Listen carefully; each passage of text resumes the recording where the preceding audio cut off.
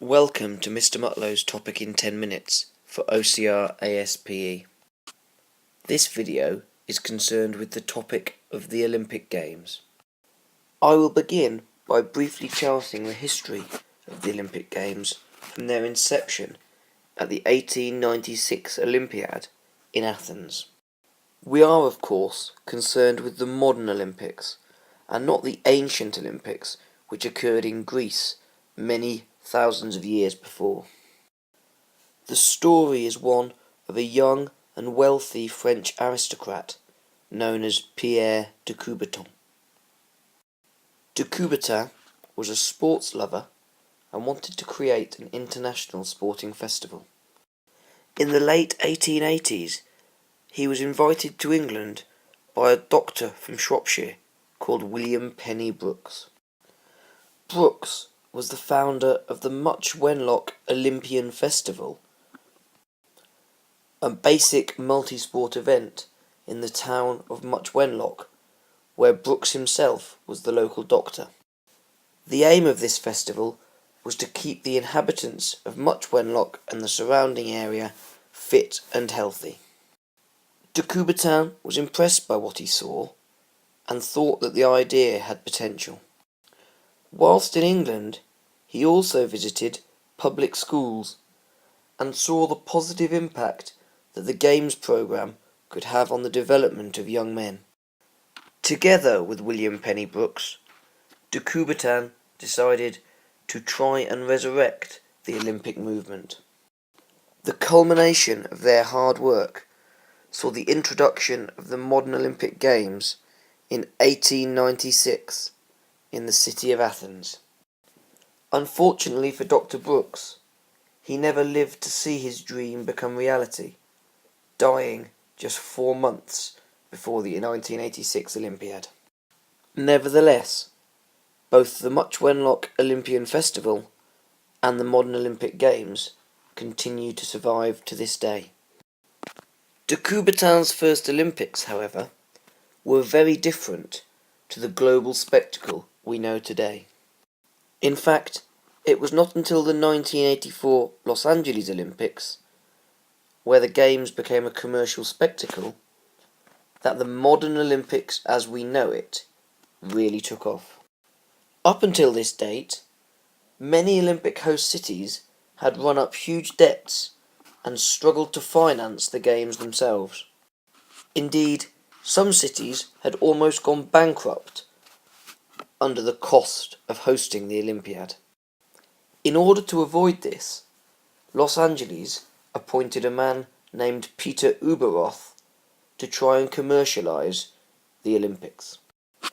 Ueberroth worked hard to harness in the power of the media and sponsorship in order to try and transform the Games into a profit-making enterprise.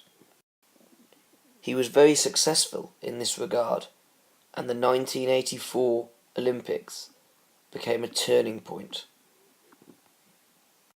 Whilst he was able to turn a profit for the Olympics, Ueberroth's actions had significant implications for the Games themselves.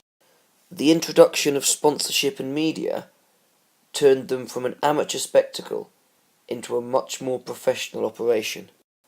As we know, the impact of the media increases professionalism, but also introduces a greater win ethic, which can lead to greater acts of deviance, such as drug taking. Prior to 1984, this was far less of an issue in the Olympic Games, because the stakes were not as high as they became after Los Angeles. It is Peter Ueberroth, therefore, who is credited with commercialising the Games, which Pierre de Coubertin and William Penny Brooks originally founded. One of the major implications of Ueberroth's work was to provide a platform for protest and for nation building. This is the final part of the Olympic topic which we are going to touch on. Despite theoretically being an apolitical event, the Olympics has always been used by nations, organisations and movements to promote a variety of causes. Some examples include the Black Power Salute in Mexico City in 1968, boycotts of the Moscow and Los Angeles Olympics in 1980 and 1984, in protest over the invasion of Afghanistan, and Seoul 1988, where public demonstrations were used to try and bring about democracy in South Korea. These are all examples of nation building, or the shop window effect.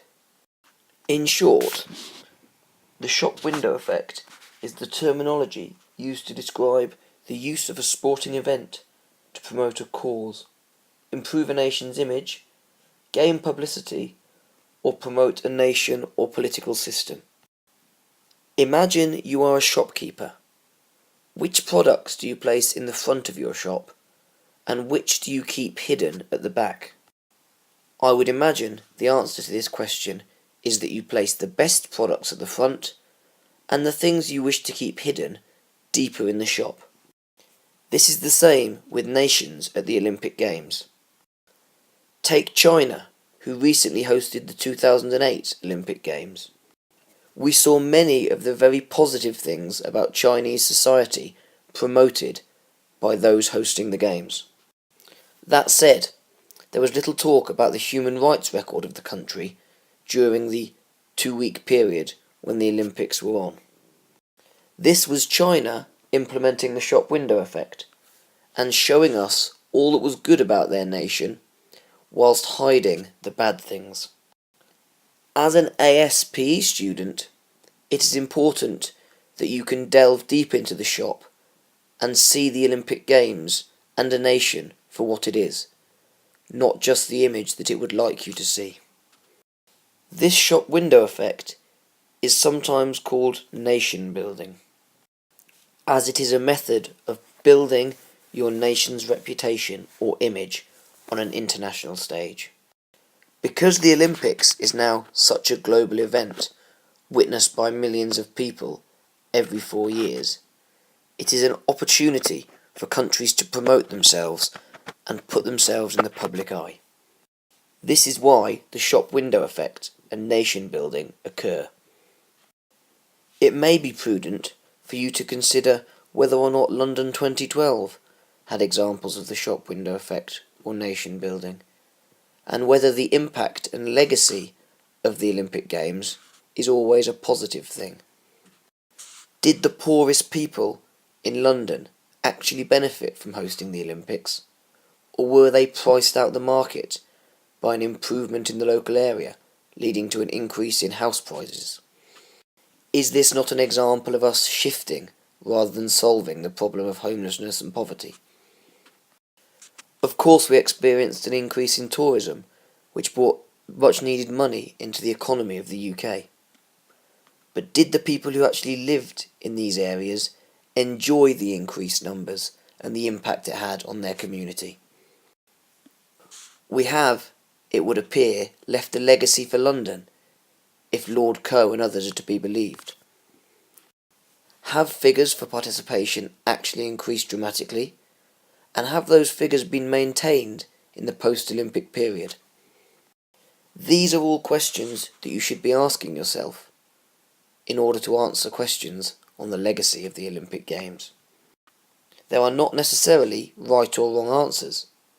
Your job is to understand and explain each of these causes or consequences. If you are able to chart the history of the Olympic Games, explain how Peter Ueberroth influenced commercialisation at the 1984 Los Angeles Olympics, and explain the shop window effect and nation building and why the Olympics are tools for this, in addition to assessing legacy and deciding whether hosting the Olympics is a good thing, you should be able to answer any question which may be posed in the exam. That concludes the topic in 10 minutes on the Olympic Games.